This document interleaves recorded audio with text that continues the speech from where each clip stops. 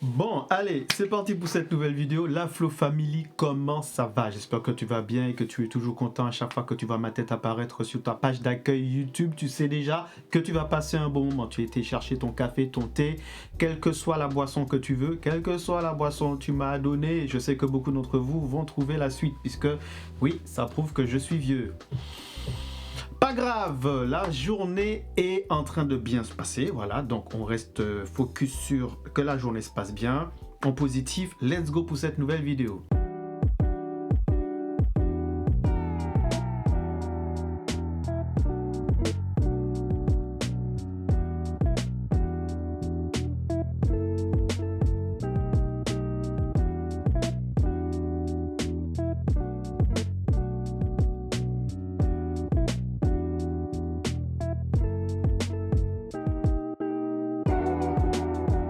Tu sais, je pense honnêtement que le mot amateur est très mal vu dans le milieu de la vidéo, dans le milieu général. En fait, quel que soit le milieu, j'ai l'impression que le terme amateur, tu vois, la définition même, elle a changé. Quand on dit que quelqu'un est un amateur, la plupart du temps, on voit ça comme un truc qui est très péjoratif. Ça, au fil des temps, j'ai l'impression que c'est arrivé un petit peu comme ça. Mais si on remet le mot dans son vrai sens et dans sa traduction, un amateur, c'est quelqu'un qui est passionné par ce qu'il fait, par une chose, quel que soit ce qu'il va choisir, et qui ne le fait pas de manière, qui n'en fait pas une profession, ok? C'est pas sa profession. Par exemple, si je vais sur Internet, bon allez, vas-y, on va le faire.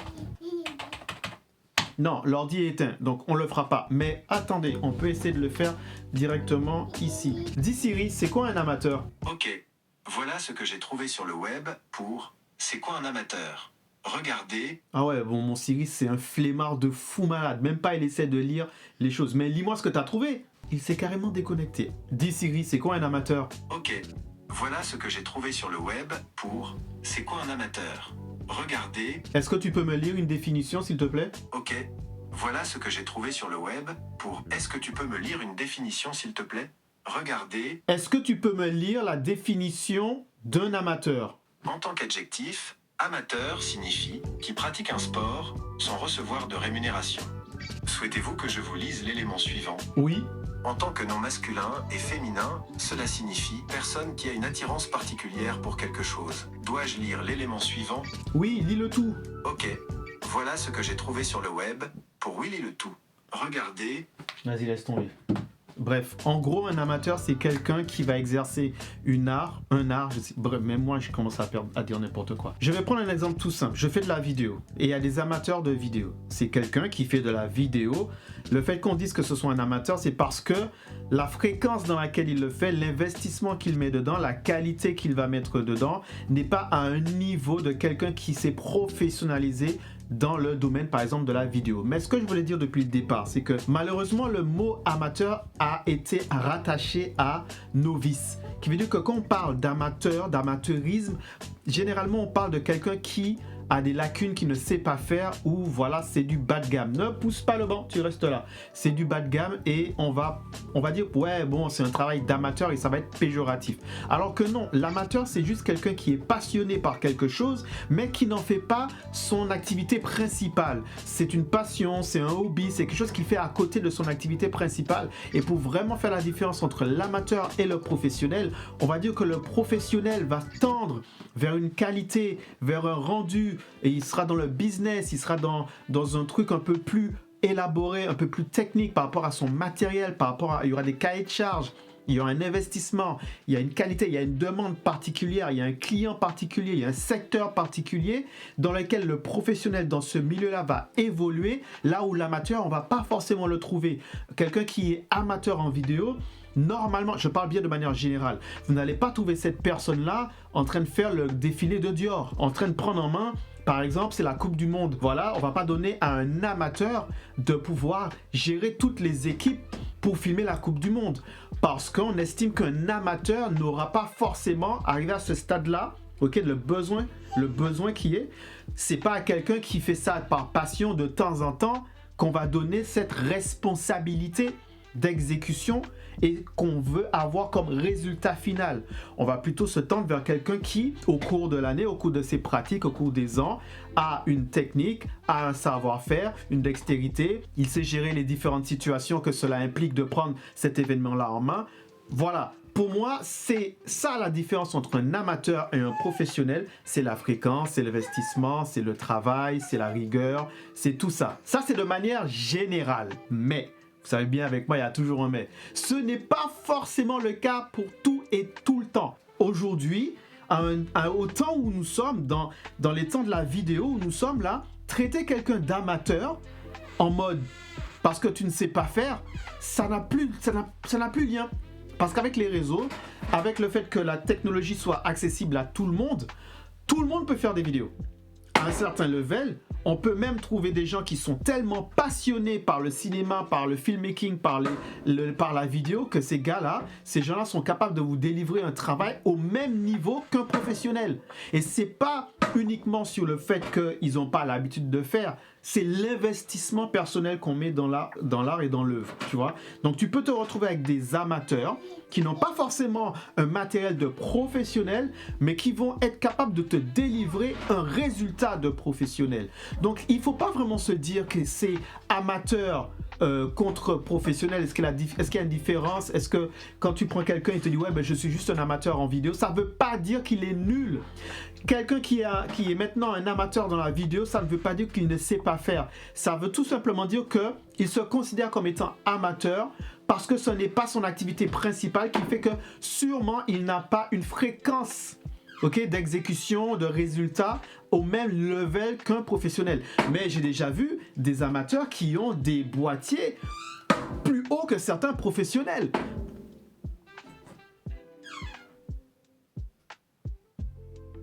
J'ai déjà fait des moments où tu vois, quand tu vas voir ton fils qui fait son basket là, j'ai déjà vu des darons sortir des 200, 400. J'ai même pas ça moi. Ils te sortent des objectifs, mais tu te dis mais d'où le mec qui sort ça? Il y en a déjà, j'ai demandé, c'est votre travail, c'est votre métier? Non, j'ai acheté ça parce que waouh, tu te dis mais ça coûte limite 4000 balles quoi. Et oui, et lui là et toi t'as pas. Alors que toi t'es pro. Tu vois, donc ça veut rien dire. Ce que je veux que vous puissiez comprendre, c'est que l'amateur n'est pas forcément rattaché au novice. Le novice, c'est différent. Le novice, il vient de commencer. Le novice n'a pas forcément le jargon, la technicité, il ne connaît pas forcément les rouages du métier. Alors que tu as des amateurs, ça fait des années qu'ils sont dans le métier, ça fait des années qu'ils sont dans la profession, pas de manière professionnelle, mais ça fait des années qu'ils pratiquent, qui fait qu'ils ont atteint un rang professionnel, même si ce n'est pas leur profession. Tu vois ce que je veux dire? Donc pour moi, l'amateur, c'est vraiment celui qui est passionné de ce qu'il fait et tout simplement, ce n'est pas son activité principale. Donc tu peux très bien donner un amateur à pouvoir faire ton film et ce que tu vas regarder, c'est pas qu'il soit amateur. Ce que tu vas regarder, c'est le résultat. Ce que tu vas regarder, c'est ce qu'il produit. Ce que tu vas regarder, c'est la qualité de son travail. Lui, s'il se définit comme étant amateur, il a le droit.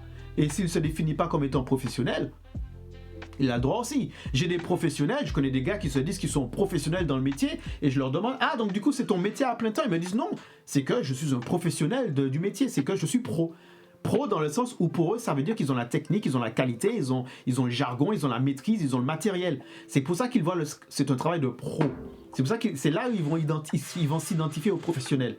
Tu vois ce que je veux dire? Bon, maintenant que je t'ai dit tout ça là, tu vas me dire, mais à quoi ça m'a servi de te donner tout ce baragouinage là? Squeezie a sorti dernièrement une vidéo qui a fait 5,3 millions de vues. Bon, c'est Squeezie, on a l'habitude qu'il fasse des gros sous et on a l'habitude qu'il fasse des grosses vues. Mais il y a quelque chose qui m'a tilté dans cette vidéo tout particulièrement. C'est le nombre de plans flous qu'il y a dans la vidéo de Squeezie. Et quand j'ai vu ça, il y a quelque chose qui a explosé là-haut. Je me suis dit, waouh! Mais tu veux me dire que Squeezie a sorti une vidéo? Squeezie, quand il fait une vidéo, il y a une équipe de production. Donc c'est pas des amateurs. Je pense pas que ce soit des amateurs. Au stade où il est, je pense que c'est des professionnels qui l'engagent. Donc le mec, il a une équipe de professionnels. Quand tu vois le budget qu'ils ont dû mettre dans la vidéo, il y a des trucs qui s'ouvrent, il y a des pièces, il y a un décor, il y a du monde. En tout cas, déjà, les gens qui participent, c'est les personnages préférés sur YouTube. Donc, tu sais que tu vas passer un bon moment. Donc le mec, il est là, il te sort ça. Moi, je regarde la vidéo et je vois, il y a des plans flous. Et je me dis qu'à un moment donné, ils ont dû être derrière l'ordinateur. Il y a dû avoir 2-3 personnes qui ont regardé l'écran et qui ont dû faire... Polo, c'est pas flou là? On est d'accord que la vidéo est là, juste là. C'est flou, on est d'accord? Et je pense que tout simplement, Polo il a dû se dire sans se démonter. Et alors? Comme si on allait pouvoir refaire la scène. On la balance et puis c'est tout. Donc je sais pas si Squeezie a vu cette vidéo là, le montage et tout, hein, ou s'il fait tellement confiance à sa team qu'ils peuvent balancer sans qu'il puisse dire quoi que ce soit. Mais si même Squeezie a vu et Squeezie a dit c'est pas grave les gars on balance, je sais pas si vous vous rendez compte de ce que je suis en train de vous dire. Le mec il a fait 5,3 millions de vues avec des vidéos avec des plans flous. Et toi t'es là, tu mets 200 €, 300 €, allez, on va aller plus loin. T'as mis 1000 € dans une vidéo, tu as 2 plans qui sont flous, ou à un moment c'est pas trop cadré, et tu commences à prendre la tête. En fait, je veux que vous puissiez vraiment faire la différence d'échelle, tu sais, que parfois, pour certains artistes, pour certaines personnes qui vont chercher des réalisateurs, il y a des choses que les réalisateurs ou vos clippers, vos vidéastes ont envie de vous dire, mais ils n'osent pas en fait. Parce qu'on va croire que c'est la vidéo, la manière que la personne a filmé qui fait que ta vidéo fait que 20 vues, mais c'est pas ça. C'est pas parce que j'ai choisi cette caméra, c'est pas parce que c'est moi qui ai clippé que ta vidéo n'a pas fait de vues. Des fois on a envie de vous dire, et bon écoute, ta vidéo elle a fait que 100 vues parce que tout simplement ton son il est nul frérot. Ton son il est nul. Moi, mais tu sais, j'ai fait le montage de ta vidéo, j'ai fait le montage de ton clip, il n'y avait pas le son. Je pouvais pas écouter tellement le son était nul. Le morceau est nul, j'aime pas le piano, j'aime pas la basse, j'aime pas la batterie, j'aime pas ta voix. J'aime pas, tu dégages rien dans la vidéo. Tu es là, tu es debout. Même si je fais du dolly, du pad, du tilt, du va-et-vient, je filme avec le Ronin RS3 Pro 45XYZ, toutes les lettres de l'alphabet. Mais tu ne dégages rien, tu ne me fais rien ressentir, tu ne fais rien vivre. Les gens vont regarder ta vidéo, ils vont te regarder toi. T'es juste là et puis ton truc, il n'y a rien dedans, il n'y a rien. Il n'y a rien, poteau. C'est ça qui fait que t'as fait que 20 vues. C'est qu'il n'y a que 20 personnes qui ont regardé. L'algo ici même dit c'est éclaté au sol. Ça, c'est parfois ce que je pense que beaucoup ont envie de vous dire, mais ils vont pas vous dire. À la place, ils vont vous dire, non, moi j'aime bien, c'est authentique, c'est toi-même, t'inquiète pas, ça va le faire. Hein. Ils prennent juste votre thune et ils se cassent. Mais si les mecs ils étaient vraiment vrais avec vous, ils vous diraient, frérot, il faut faire quelque chose. Soit tu mets un peu plus d'engagement dans la vidéo, ou soit on augmente un peu le budget et on va mettre des décors, des trucs qui vont un peu relever le manquement dans le son, tu vois ce que je veux dire? Mais ceux qui vous diront ça, c'est ceux qui vont penser qu'ils ont un intérêt pour votre projet. Ceux qui s'en foutent, ils vous diront rien. Ceux qui ont un intérêt pour votre projet, ils vous diront les choses ouvertement. Et moi, mon problème, c'est que j'ai tendance à dire aux gens les choses. J'ai tendance à dire parfois, ouais, mais là, j'aime pas, là, c'était pas bon, là, c'était pas ci, là, c'était pas ça. Et les gens me disent, non, filme quand même, fais quand même. Et à la fin, j'avais raison. Quand le clip sort, même si, ah ouais, dit c'est le montage. Ouais, c'est le montage. Ouais, c'est le montage, il est pas assez dynamique et tout. Tu veux que je fasse quoi de plus dynamique? T'es assis pendant toutes les 3 minutes du son, t'es juste assis. Tu veux que je fasse quoi? C'est pas parce que je vais rajouter des effets que ça va donner plus de qualité à ton clip. Les gars, c'est l'investissement personnel que vous mettez dans la vidéo. C'est ça qui fait que les gens vont s'accrocher et regarder. Squeezie a sorti une vidéo qui a fait 5,3 millions de vues. Si ça se trouve, au moment où je sors cette vidéo, ça a fait encore plus. Mais ce qui fait que les gens sont restés à regarder malgré qu'il y avait des images floues, c'est que le public s'en bat les steaks. Le public s'en fout que vos images soient floues, ils ne regardent pas ça. Il faut juste qu'ils passent un bon moment. Soit ils sont divertis, soit ils sont éduqués. C'est tout ce qu'on fait sur les plateformes maintenant. Soit on t'éduque, soit on te divertit. C'est tout. C'est les deux choses les plus globales dans une vidéo qu'on va te donner. Soit c'est divertissant, soit c'est éducatif. Parfois c'est les deux en même temps. Et ça c'est banger, tu vois. Donc c'est pas parce que tu as filmé avec la 6K Pro ou bien tu as filmé avec la FX30 et que ton réalisateur a déjà filmé, je sais pas moi, telle ou telle personne. Des fois, ça va jouer. Mais ce que je veux que vous puissiez comprendre, c'est que Squeezie, qui avait des professionnels avec lui, il avait un budget de fou malade, des caméras qui coûtent la peau de mes fesses x2, a quand même mis sur YouTube une vidéo avec des plans flous. N'allez pas me dire, oui, c'est Squeezie, il fait plein de vues. Non, il n'y a pas que ça. Ok, il est arrivé à ce stade-là, il peut se permettre de sortir des vidéos avec des plans flous. Mais autant de plans flous, c'est pour vous dire à quel point le mec, il est en mode, gars, c'est ce qui est dans ma vidéo qui intéresse. Et quand même les gens qui regardent sa vidéo, c'est ce qui est dedans. C'est les gars comme moi, les mecs qui sont de la technique, nous les rageux parce qu'il fait plein de vues et puis tous ces trucs sont vus de partout. Il se fait de la thune qui vont aller regarder et dire ouais t'as vu là c'est flou, ouais là j'ai pas trop compris quel angle il a utilisé. Ouais moi si c'était moi j'aurais pas fait un angle au 14 mm hein. Ouais non mais là j'aime pas trop son plan un peu écurvé là et tout. C'est nous les gens comme moi là qui critiquons tout ce genre de critiques là qui ont du temps à perdre à critiquer les gens qui font des choses. Tu vois ce que je veux dire?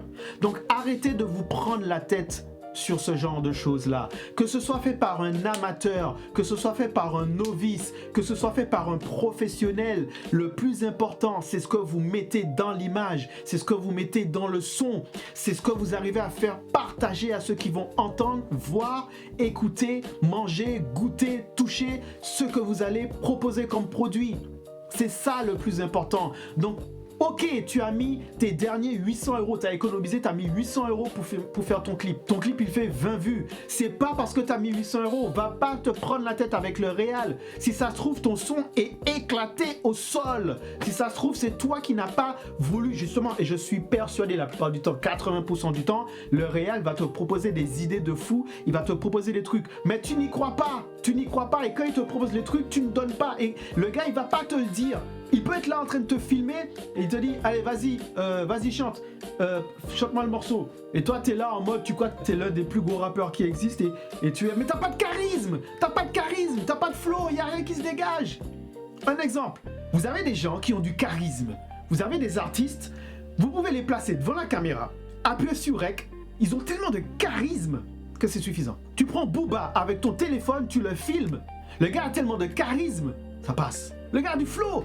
Tu prends Damso, il a du flow. T'en as, les gars, faut vous bouger hein, pour avoir quelque chose. Et après ceux-là, ils viennent te dire ouais mais bon le clip a pas pété parce que c'est le réal, il a pas compris mon idée, le réal a fait n'importe quoi. Tu vois à ce moment-là, à 2 minutes 35, c'est flou. Comme si les gens qui regardent la vidéo, quand c'est arrivé flou à 2 minutes 35, ils ont arrêté de regarder. Le nombre de fois que j'ai eu des retours et avec du temps et avec du recul, je me suis rendu compte que c'est tout simplement des artistes qui étaient insecure. Qui veut dire qu'ils n'étaient pas vraiment à l'aise avec leur propre idée, avec leur propre image, avec leur propre son.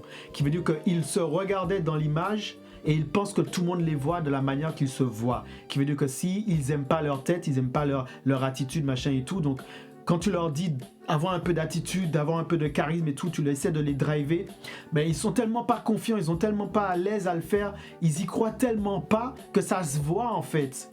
Et après, ils vont dire ouais mais j'aime pas ma tête là, est-ce qu'on peut pas enlever? Et toi en tant que réal, tu fais ton montage et tout, ben tu te retrouves tu sais pas quoi faire.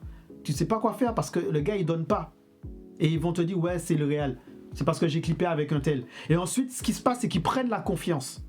Après, tu vois, ils prennent la confiance et quand ils se retrouvent avec un autre réalisateur qui fait la même chose. Mais sauf que là, cette fois-ci, eux, ils ont plus confiance en leur image. Et là, ça passera mieux. Donc toi qui as réalisé pour eux au début, tu as fait 200 vues, ils vont faire avec une autre personne, ils vont se mettre un peu plus, ils vont prendre tout ce que tu as dit et que tu leur as donné comme astuce et comme conseil, ils vont la mettre dans la prochaine vidéo, mais c'est pas toi qui auras clippé, ils vont la mettre dans la prochaine vidéo, ça va faire beaucoup plus de vues, parce qu'ils sont plus à l'aise. Ça n'a rien à voir avec toi. Donc il faut aussi que toi tu te rassures, que tu sois amateur, que tu sois novice ou que tu sois professionnel, il y a aussi de donnant-donnant. C'est un échange. Tout n'est pas uniquement dans le budget et le réalisateur.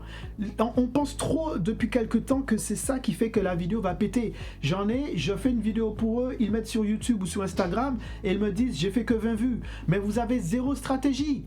Vous avez zéro stratégie de communication. Et vous pensez que ça va être suffisant? Non!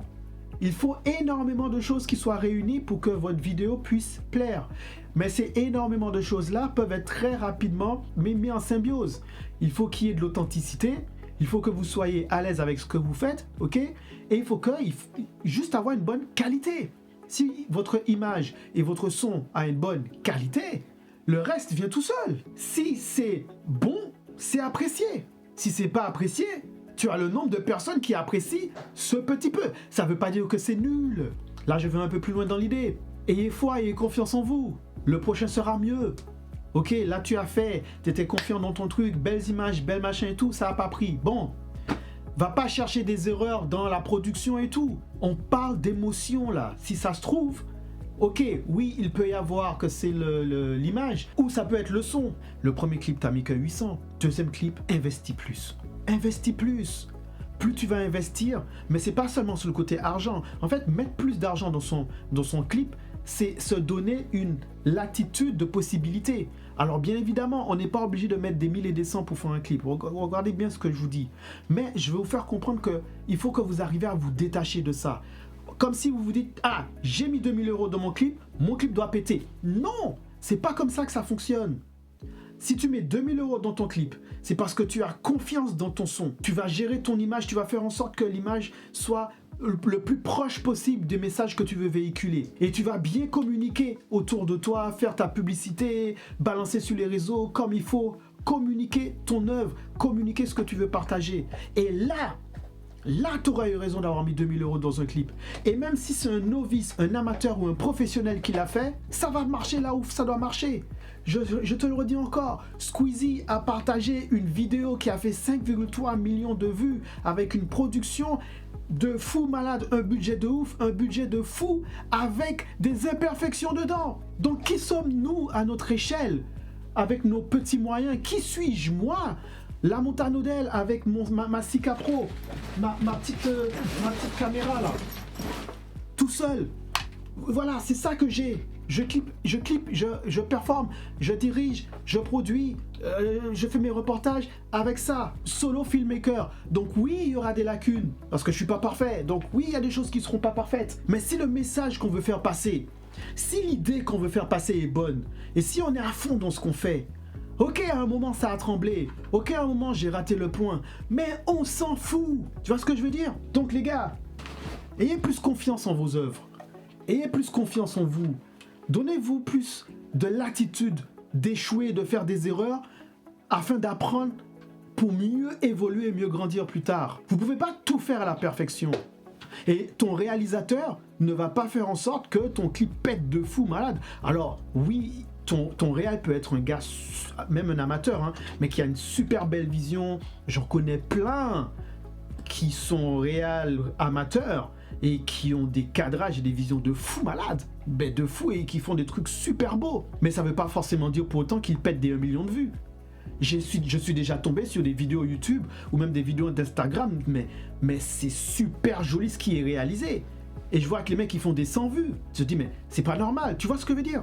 Donc la qualité, le budget, c'est pas ça qui fait que les gens regardent. C'est pas ça qui fait que ton son ou bien que ta vidéo va être le plus vue. J'ai des vidéos à moi. J'ai des vidéos qui ont fait des 60K, des 30K, des 70K, des 80K. Et je me dis, mais qu'est-ce qu'il y a? C'est quoi la différence avec les autres? Ah ben, quand je me suis bien rendu compte, c'est tout simplement l'engagement. C'est ce que j'ai mis dedans. C'est parfois aussi le sujet qui va beaucoup plus plaire que d'autres. J'ai des vidéos que j'ai fait qui font les 20 vues. Mais c'est pas grave, puisque le sujet m'intéresse de toute façon. Cette vidéo-là, je ne sais pas combien elle fera. Mais j'avais envie de partager ça avec vous. Et si elle fait que 20 vues, je vais pas me plaindre. Avant, c'était un peu dur. Mais maintenant, je finis par accepter, j'ai fini par comprendre. Donc les gars, relâchez la pression sur vos réalisateurs. Parce que parfois, ils vous disent pas vraiment toute la vérité. Comme tu es novice, mais pas ça tout le temps, donc t'as pas forcément au début tout le jargon technique, toute la notion, toute la qualité. Donc forcément, tu vas tomber aussi sur des artistes qui eux aussi débutent, qui n'ont pas forcément confiance, c'est leur premier son, le son il n'est pas forcément abouti, il n'est pas bien réalisé, il n'a pas mis assez, il n'a pas été le masterisé, il n'y a pas eu un bon gros ingé son qui est passé derrière, qui a pris les choses en main, il a fait ça chez lui, il s'y connaît pas trop. Voilà, tu vois, tu peux tomber sur ce genre de personnes là et qui du coup ont cette insécurité du produit et qui vont la transposer sur toi et qui fait qu'ils attendent à ce que ce soit toi avec ta manière de filmer qui fasse que, même si que le son il est nul, ils le savent au fond d'eux sûrement, que oui, mais comme c'est toi qui va le filmer, oui, ils t'ont donné l'argent, donc oui, ça va faire un truc de ouf. Mais en fait, non. Et à force d'avoir côtoyé ce genre de pensée, de mentalité, ok, ça influence ta perception de toi-même et de ce que tu es capable de proposer. Et c'est ça qui te donne cette impression que tu es pas capable ou que tu es nul ou que ce que tu proposes est rempli de lacunes. Mais dis-toi que même dans le cinéma, il y a des erreurs. Même dans les gros films à gros budget qu'on voit, il y a des erreurs. Mais on s'est trop habitué à ce que les gens... honnêtement, ça c'est typiquement parisien. C'est typiquement parisien. Franchement, je vais pas te mentir. C'est typiquement parisien. À pointer du doigt les lacunes, à pointer du doigt les défauts, à pointer du doigt uniquement ce qui ne va pas. On est tellement habitué à ce que on relève que nos erreurs et avoir très peu de reconnaissance, très peu nous dire, tu sais quoi, il y avait ça et ça qui n'était pas bien, mais vas-y, on croit tellement dans le projet, ça va le faire, on le fait quand même. Prendre plaisir à ce qu'on a fait, même si là c'était flou, mais on a passé un bon moment, le son il est bon, ça va passer, ça va le faire, tu vois. Ce genre de moment-là, on n'a pas ça. Je l'ai très rarement eu. Moi, j'ai souvent eu ouais, ben là c'est flou, là ça bouge, là c'est pas net. Tu fais une vidéo de 5 minutes ou bien tu fais une vidéo d'1 heure, tu fais des vidéos de 2 heures, mais ils vont te prendre la tête pour les 2 fois sur les 2 heures où tu as raté le focus. Et ça, quand tu as ça 1 fois, 2 fois, 3 fois, tu finis par te dire que c'est toi qui es nul. Alors que j'ai fini par comprendre que ça fait partie du métier aussi. C'est pas une histoire d'être nul, mais ça fait partie du métier qui a des lacunes. Comme un pâtissier, s'il sort 50 pains au chocolat, sur les 50 pains au chocolat, il y a peut-être un qui aura pas forcément la pépite au bon endroit. Le gars, il va faire 5 fraisiers, 5 fraisiers, il y a une fraise qui est pas forcément bien alignée. Pour avoir ce statut et cette hauteur et cette exigence que les 5 fraisiers soient alignés mais à la perfection, on monte d'un cran. Là, on va dans le guide du Michelin. Là, on se professionnalise à un niveau plus élevé. Mais poto, tu me demandes de faire un Mont Blanc pour la kermesse de l'école. Alors, si je suis un amateur et que je kiffe ça, machin, et je vais mettre ça à un niveau, et c'est là qu'on va dire, ah ouais, non, ce Mont Blanc-là, c'est pas ici qu'il faut ça, c'est un Mont Blanc qui peut aller à l'Élysée. Tu vois ce que je veux dire? Par rapport à l'endroit, par rapport à qui demande, c'est pas que je vais faire les choses mal, mais je vais le faire à la hauteur de l'endroit où on est, et il faut être capable d'apprécier cela. Donc, ne te laisse pas influencer par les gens qui pointent du doigt que tes lacunes et tes faiblesses. Ça ne veut pas dire que tu es nul. Même si tu es un amateur, même si tu es novice, c'est pas ça qui fait que tu es nul si, même quand tu donnes le meilleur de toi-même, c'est éclaté au sol. On le voit, même toi tu le vois. Tu te dis, ouais, même si ça c'est nul. Tu vois, il y a des choses, quand c'est nul, il faut le dire. Ça t'aide à évoluer, à avancer. Quand tu as des petites imperfections, c'est pas ça qui doit t'arrêter pour continuer. Je rappelle encore une fois, imagine le mec qui fait le montage de Squeezie, il voit que là il était flou. Tu constates qu'il l'a quand même publié. Je ne sais pas si après il est viré, qu'est-ce qui s'est passé derrière après. Alors là je te dis ça juste de mon point de vue, hein. Si ça se trouve ils l'ont publié quand même mais ils vont plus jamais rappeler les gens. Je ne sais pas, je ne connais pas l'histoire. J'utilise ça uniquement comme exemple pour te donner cette force de grandir et que tu puisses mûrir dans tes œuvres et dans tes manières de proposer et de te dire que oui, ok, tu as fait une réalisation, il y a un endroit ça ne plaît pas parce que c'est pas machin, et alors ça fait partie du truc. Tu ne peux pas être parfait. Et qu'ils prennent comme excuse, oui, mais on t'a payé. Non. Ça fait. Tu ne peux pas être parfait en tout point, en tout temps. Si on veut la perfection, on donne le temps et on met le budget qui va avec. Après là, si on a mis le temps, si on a mis le budget et tu as quand même fini par faire un truc nul, là, je peux rien faire pour toi. Alors, je vous vois venir hein, parce que j'ai dit Paris là, hein, mais je vais expliquer pourquoi je dis comme ça.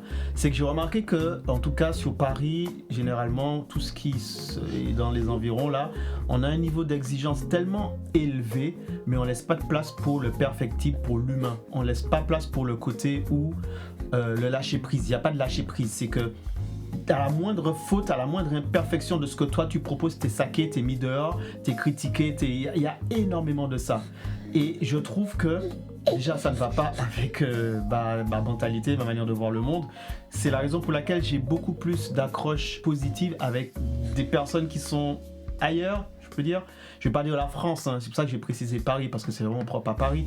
Mais par exemple, j'avais été au Canada et j'ai fait une photo. La photo, bon, je l'ai fait rapidement, elle n'était pas cadrée et tout, et je l'ai proposé. La personne, tout ce qu'elle a vu, c'est waouh, franchement, les couleurs, it's amazing, j'aime trop comment c'est fait, tout ça. En fait, tu vois, il y a vraiment le côté un peu plus émotionnel dans les choses, dans l'art en fait. Là où tu as le Parisien est très critique, très. Tu vois ce que je caricature, mais le pire, c'est que c'est vrai. Je propose une vidéo, un clip, un machin et tout, ils vont toujours chercher la petite bête, le petit truc qui fait ah ouais, non, mais là, c'est pas. Ah ouais, non, mais là, ils veulent la perfection, alors qu'il n'y a pas les moyens. Il n'y a pas les moyens pour atteindre cette perfection, que ce soit budget, les lieux, la personne, le son, il n'y a pas les moyens. Mais on veut la perfection, tu vois ce que je veux dire? Donc, c'est pour ça que j'ai précisé Paris, parce que chaque fois que je rencontre d'autres personnes, ils sont beaucoup plus ouverts, en tout cas, leur état d'esprit est beaucoup plus ouvert. Bien sûr, il y a de l'exigence, mais il y a aussi une place pour l'humain. La Flow Family, j'espère que la vidéo t'a été utile, j'espère que la vidéo t'a plu. Si c'est le cas, n'hésite pas de me le dire en commentaire ce que tu as pensé de cette vidéo-là. Est-ce que tu penses que, voilà, dès que tu mets un gros budget sur ta vidéo, c'est ça qui va prouver qu'elle va faire plein de vues? Est-ce qu'il faut forcément investir pour réussir? Voilà.